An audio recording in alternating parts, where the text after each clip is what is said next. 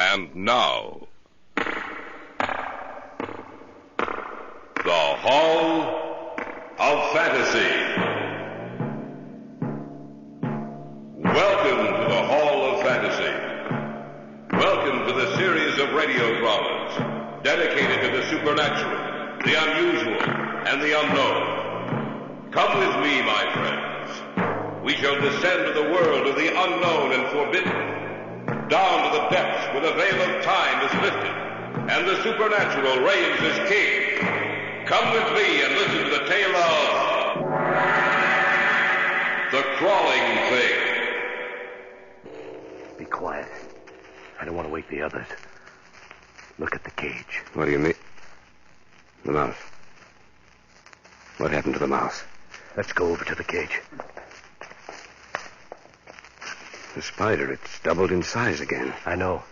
The mouse is gone. Now, look at the partition between the two pens. But there isn't any partition. That's right. And I don't think the partition slipped down between the two cages. I think that the two holders for it were opened and then the partition slipped down. But that means you're endowing the spider with intelligence. Yes, that's right. Remember what I said earlier? What would happen if the S quantity also enlarged the ability of the brain to think? Well, it's happened. That spider will kill. It can think. That hairy, crawling thing can think.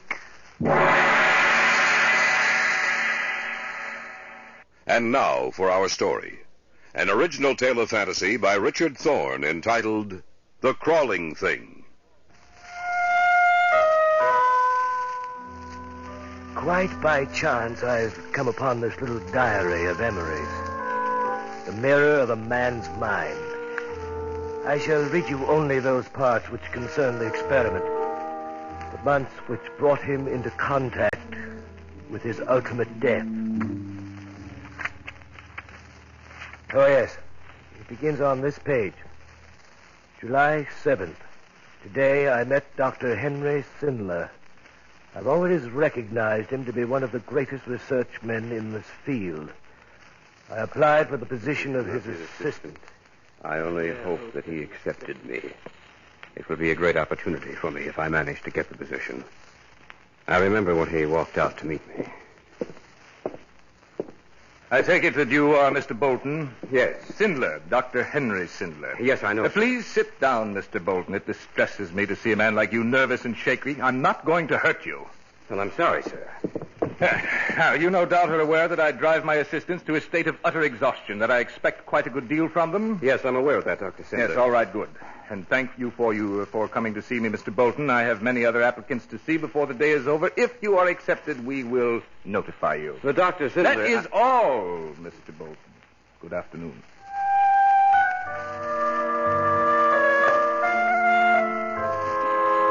July 11th. I was accepted. He called me this morning and said that he had chosen me to fill the position. Yesterday I felt sure that I'd been rejected and almost accepted the position with Gates, but something held me back. I am to see him tonight for dinner. This is Donna Atwell, Mr. Bolton, another member of the research team. How do you do? It's a pleasure to meet you, Miss Atwell. Will you join us in a martini? Yes, certainly. The laboratory up in the mountains should be completed by the end of this month. I have a few things to clear up here before we start on this new research. I imagine you're willing to live with me and the rest of my staff? Oh, yes, by all means, Dr. Sindler. Yes, excellent. I'm very interested in knowing what we're going to do. Tell him, Donna. Dr. Sindler is endeavoring to discover a method by which he can make plants and animals larger. Larger? Yes, Emery. Well, how? Every living thing, be it plant or animal, gives off electricity to a greater or lesser degree. By means of the electroencephalograph, science has already discovered the human brain gives off small microvolts of electricity. When a man becomes angry, this charge is strengthened. With the increased flow of electricity, his physical strength is also increased. Dr. Sindler is looking for the chemical which is released into a man's body, along with adrenaline, which gives a man this added strength and which also increases the microvolts of electricity. I see. Your cocktail. Allow me to propose a toast to our work together. May we have success. July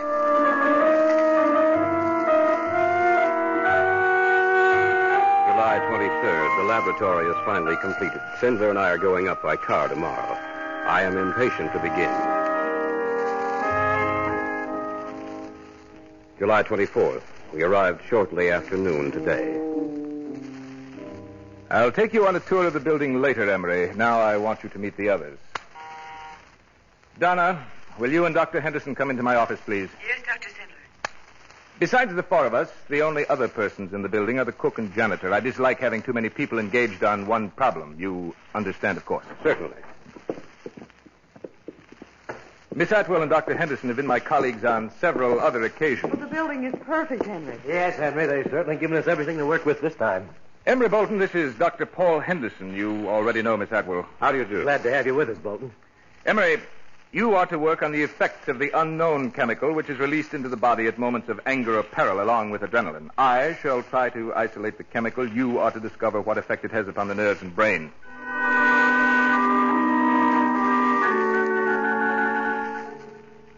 August 4th. Sindler has isolated the chemical.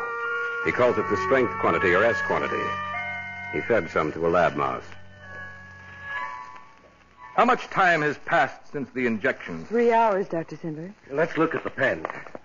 I hope we have more success this time. I think we will. Maybe I'm wrong, but the mouse does seem to be larger. It is larger, Donna. Then we found the formula. We can't be too sure if it's safe. The other subjects died. Dr. Sindler, Yes? how large will the animal grow? We have no idea of knowing that, my dear. Do you think there's any possibility of it growing too large? What do you mean? We're changing the size of that animal beyond all proportion to what nature has evolved. Do you think there's any possibility of the subject growing too large for us to handle? That mouse there might grow into some hideous monster that could destroy us all. Back now to our story. An original tale of fantasy by Richard Thorne entitled The Crawling Thing. I'm here in this seemingly deserted laboratory. In my hands, I hold the diary of Emery Bolton. Though there's nothing in his words that should cause me to feel any alarm, still there's something I feel that causes me to look back over my shoulder into the shadows.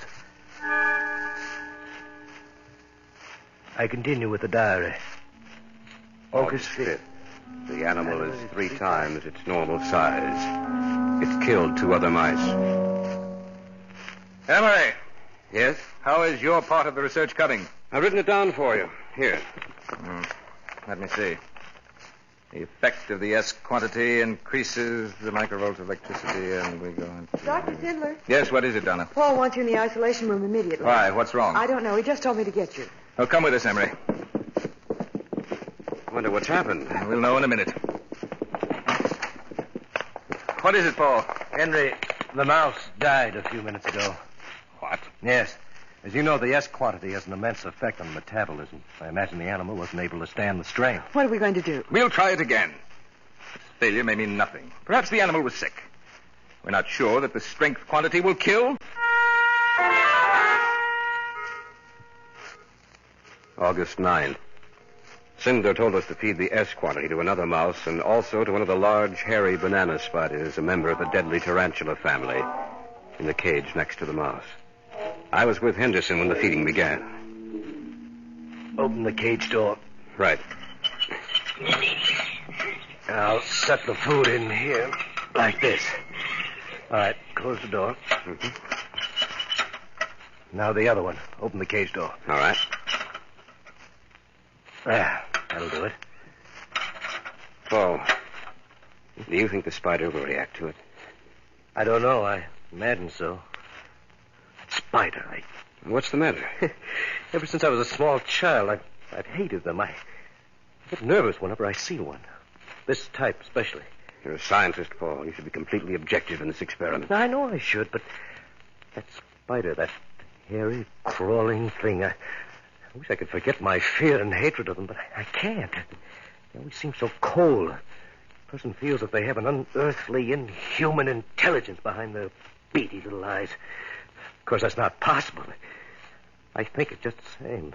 I wonder if the S quantity will also increase the size of the brain and its ability to think.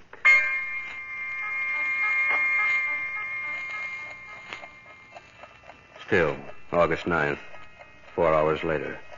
The mouse has increased slightly in size, but the growth of the spider has been amazing. Its size has been more than trebled. It's almost as large as a child's fist. August 10th, 3 in the morning. Henderson woke me, and we went into the isolation room where the mouse and spider were kept in a double cage. Be quiet. I want to wake the others. Look at the cages. Now, what do you... The mouse. What happened to the mouse? Let's go over to the cage. The spider has doubled in size again. I know. And the mouse is gone. Now, look at the partition between the two pens. There isn't any partition. That's right. It slipped or was moved down to the bottom of the cage. Then that means... That the mouse and the spider had nothing to separate them. But what happened to the mouse? Don't you know, Emery? Unless what? Unless the spider... And that's just what happened. And another thing, Emery. I don't think the partition slipped down between the two cages. I think that the two holders for it were opened, and then the partition slipped down. That means you're endowing the spider with intelligence. Yes, that's right. Remember what I said earlier? What would have happened if the S quantity also enlarged the ability of the brain to think? Well, it has happened. That spider will kill. It can think. That hairy, crawling thing can think.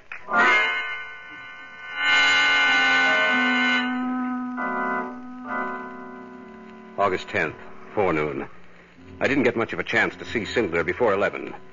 When I did, I discovered Henderson had already told him what had happened in the isolation room. And you know about the spider. Yes, Emery, I do. Henderson told me earlier. What do you think about it? Think? What do you mean? Don't you think we ought to destroy it? Destroy it? Of course not. This may be what we're looking for, Emery. This may lead us to success. But, Dr. Sindler, it might be dangerous. Yes, it might be. But you remember that the development of the atomic bomb was dangerous, and so is the research going on in countless laboratories across the nation, across the world, Emery. That spider has intelligence, Dr. Sindler, a crafty, cunning intelligence. Yes, I know that. We have found a new formula to increase the intelligence and size of an animal. And, Emery, it will increase man's intelligence, too. Our contribution to the science of the world will be invaluable. There's nothing to worry about, absolutely nothing.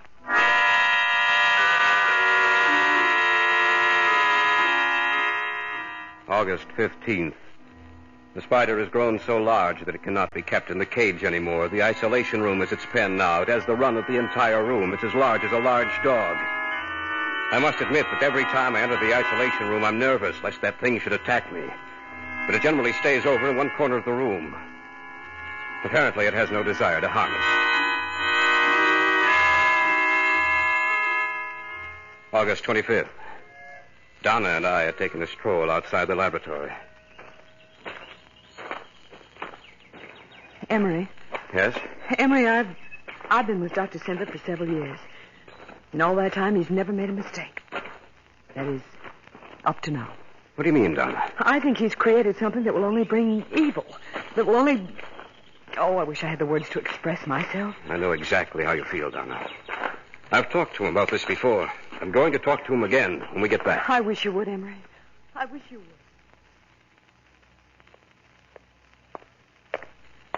What are you doing in here, Emery? I want to talk to you, Dr. Sindler. Can't it wait till later? No. That noise, what? It's the sound of the spider as it moves closer to us. What did you want to say, Emery? I'll be quite frank about it, sir. I think we should destroy it. Why, that's nonsense, Emery. No, it's not. It's true we may learn something. It's true that we may even succeed in our research, but let's start over again. Let's experiment with something else, something that doesn't look like a monstrous throwback to a prehistoric age. It crawls and slides across the floor with its large, beady eyes always open, staring at you. Let's destroy it. What's the matter with... coming towards us. Come with me, Emery. Quickly. That creature. It was crawling towards us.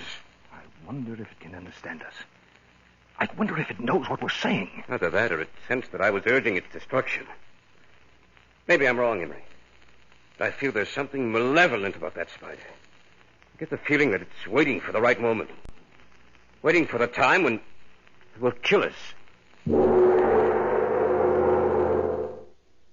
Back now to our story. An original tale of fantasy by Richard Thorne entitled The Crawling Thing.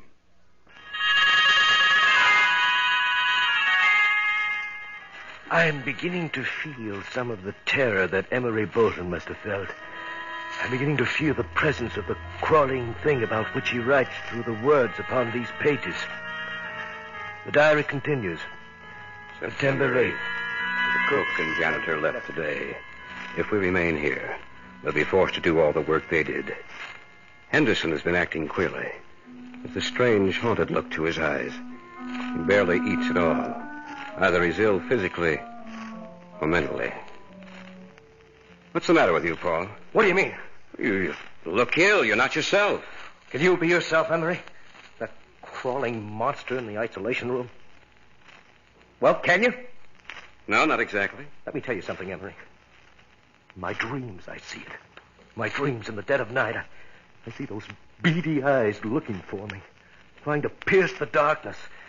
And I feel drawn to it, as if it hypnotizes me. And I feel that I'm caught in its web, just like a fly, Emery. Just like a fly. It's only your imagination. I'm not insane, if that's what you think. And I'm quickly being driven there. Did you ever look at those eyes for any length of time, Emery? Did you ever see the hatred and loathing and evil mirrored in them? I'm not imagining it. I see it.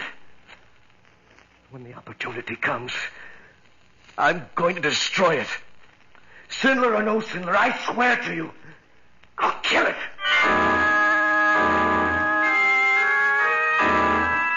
October 10th. Henderson has been so quiet lately that I know he has some plan in his mind. Some plan that will culminate in the destruction of the spider. Sinler hasn't noticed any change in Henderson. He's engrossed in his work.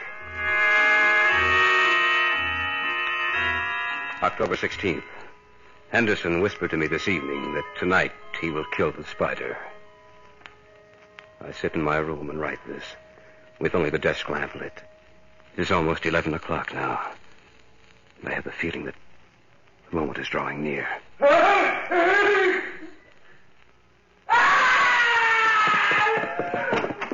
heard it scream. What happened? I don't know. I think we may find the answer in the isolation room. Come with me. You don't mean that Henderson went in there alone? I'm afraid he did. But that's against all my orders. Why would he want to go in there? Let's kill it. What do you mean? He hated and feared the spider. We'll see what happened right now. Here's the key. We don't need it. The door's open. Turn on the light. Good heavens. Back! Back to the other side of the room. It seems to understand you, Dr. Sin. Probably from the tone of my voice. Now, to examine Henderson. He's dead. Dead? Yes. After all, in the spider's original size, the poison could kill a man. Here, give me a hand. Help me get him out of here. All right. Look out! The spider's coming towards you. Help me with Henderson. Hurry! All right. Let's get out of here. Hurry, hurry. Lock the door, Donna. Yes, of course. I don't want that thing to get out of that room. Don't you think we should destroy it? No! Henderson was a fool. He went in there to kill the spider. I think the spider sensed it. That's why Henderson's dead. We are still going on with the experiment.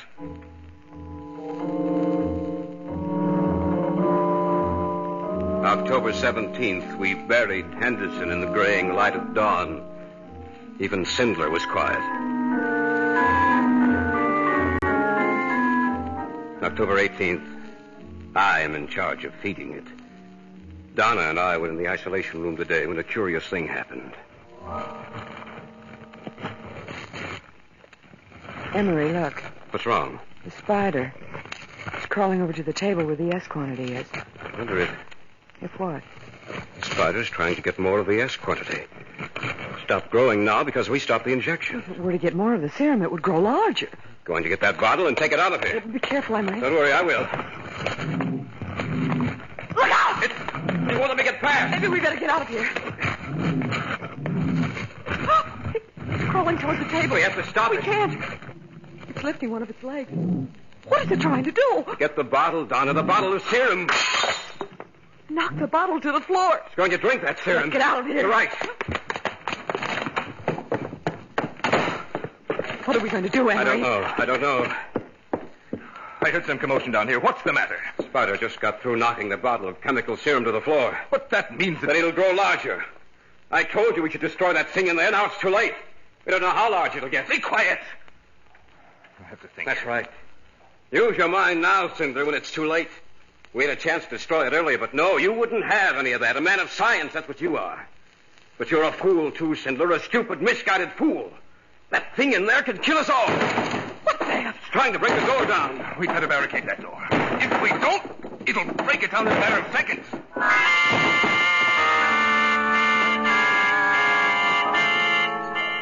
October 24th. 6 terrifying days have passed. That creature in the isolation room is out of all proportion. Though we've barricaded it, the door is weakening. It won't hold up much longer. I called Frank today. We can't leave that thing alone. If it were to get loose, we must destroy it. Cinder has a plan. We've placed explosives just outside the door. It'll give way any minute now. Only a matter of minutes now. When it breaks down the door and comes through that doorway, the explosive will automatically go off. I hope we're successful. Why don't we just leave? We can't do that. We have to see it destroyed. That's the only way we can be sure. What if the explosive does not kill it? I don't know what will. The door is starting to give. It's starting to come through. Ah!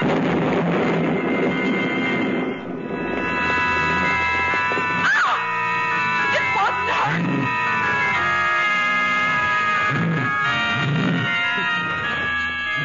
Look at his eyes. Almost as if I were hypnotized. I can't move. So close to me. Look out! Look out!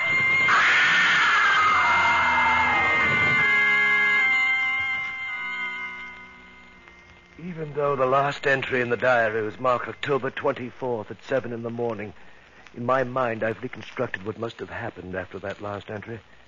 There is evidence all around me of the death and destructive power of that hairy, crawling thing. It must have left the building after what happened. I'd better get back to the city and notify the... In front of me. Something so large. Gigantic eyes looming up at me. I can't move.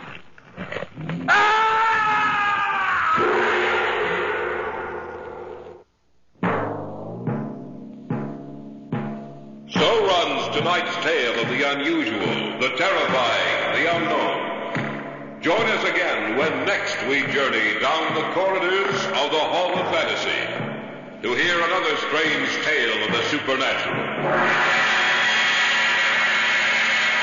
All characters and events portrayed in these programs are fictional, and any similarity to actual events or persons, living or dead, is purely coincidental.